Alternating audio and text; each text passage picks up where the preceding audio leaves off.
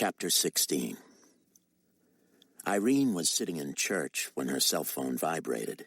She peeked at the caller ID and recognized the number of the healthcare facility in Belvedere. Slipping into the foyer, she returned the call to find that Mr. Steele was in critical condition. "What in the world?" she said. "We just saw him." "Actually, this is not unusual, ma'am. Alzheimer's patients often have internal problems that don't come to light except for random testing. They don't understand or recognize pain, and often they complain of things that don't exist while missing serious problems that do.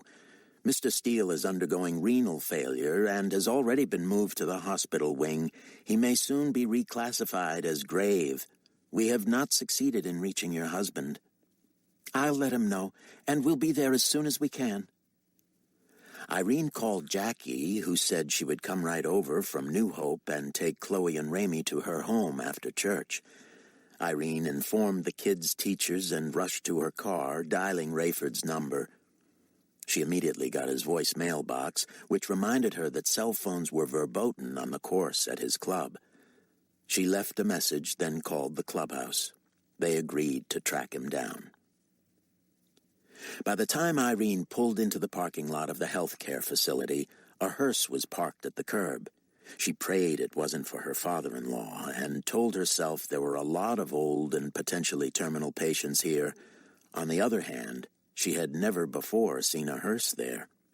Rushing into the hospital wing, she was intercepted by her in-law's caseworker. "I'm sorry, Irene," the woman said. "He's gone." "Gone?" "This makes no sense," she said, reaching for the wall to steady herself. "So sudden." "I've made arrangements for you to talk with the physician, and there's an aide who wants to talk to you. Where's my mother-in-law?" "In her room, sedated. You can imagine her tailspin." "I should see her. She's sleeping, last I heard." The doctor told Irene basically what she had been told when she first called. With Mr. Steele not being bedridden, we knew of no reason to monitor his urine output. He didn't complain until this morning, but apparently he had been unable to eliminate for some time. His color was bad, and he was suffering by the time we diagnosed the problem. We moved him over here, but he had already suffered a kidney shutdown, and it was a race against time, which we obviously lost. Irene wanted to be waiting at the entrance when Rayford arrived, and she had to be reminded that an aide wanted to talk with her too. He was a young, fleshy Asian man wearing institutional blues. She asked him to join her in chairs near the door. He introduced himself as Arap from the Philippines, and Irene noticed a faint blue tattoo of a tiny fish between the knuckles of his index and middle fingers. "I am a Christian," he said. "I am too," Irene said. "I know." "How?" she said. "Do I know you? I don't recall meeting you." "My cousin works in the supervised care unit," he said. "She told me she thought you were, but I know from Mr. Steele." "What? Mr. Steele told you?" "Not in so many words." "I'm listening, Arap." "I could see that your father-in-law was dying. In fact, I called in the code blue. In the few seconds before they rolled in the crash cart, I asked Mr. Steele if he was conscious and could understand me. He was barely speaking, but he nodded. I told him he needed to get right with God and receive Christ. I asked if he knew he was a sinner and separated from God. He nodded. I asked if he believed Jesus died on the cross for his sins. He nodded. I asked if he was willing to pray and accept Jesus into his heart. He said, I already did. I said, You did? He said, Yes, when my daughter-in-law told me how. Mrs. Steele, I was there until they finished trying to save him, and those were his last words. I thought you would want to know. Cameron Williams told his mother he was going to try to get home during the holidays. With the money for the plane ticket from the Globe and a little loan from my Welsh friend Dirk, I should be able to make it. Don't go to any trouble, Cam. There's no rush. How he wished he could believe that. Of course, his brother Jeff didn't like the idea. She's not going to tell you how bad off she is, Cameron, and Dad can't talk with her sitting right there. She looks terrible, hardly eats, can't get around well. She doesn't want to go to the hospital, but that's where she ought to be. That's her call, isn't it, Jeff? Course it is, but I'm telling you, she's fading fast. She sounded pretty good on the phone. So you're calling me a liar? Come on, Jeff, we're not in junior high anymore. I'm just saying she sounded fairly perky. And she was so proud of this honor I'm getting. She wants me to bring her pictures and news clippings. So you're coming when? If I can find a few more bucks, I'll book a flight for the day I return to Princeton from Boston. How much more do you need? A couple $100. I can get one of those super cheap non-refundables if I book it this week. I'll put a check in the mail today.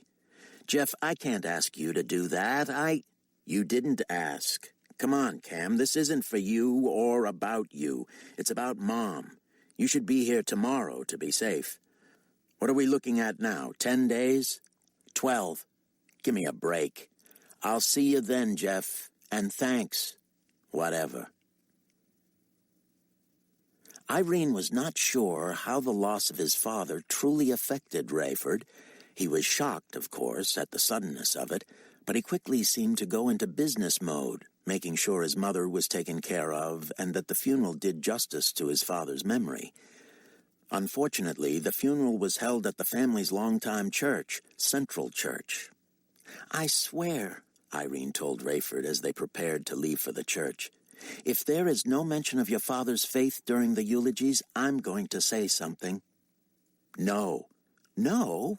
What are you saying? Don't embarrass me or the pastor. It would embarrass you to have people know that your father was a true believer?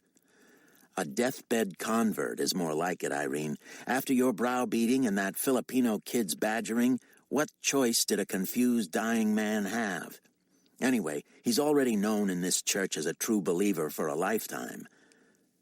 This won't be doing justice to your father. This was the last thing she wanted to fight over, but it was as if she couldn't help herself. Just promise me you won't do anything weird, Irene. You'd consider it weird if I merely told the truth? I'd be humiliated. She pressed her lips together and shook her head, despising that she felt so weak. I won't humiliate you, Rayford. Thank you. I do wish your mother could be here. You couldn't stop her from telling the truth.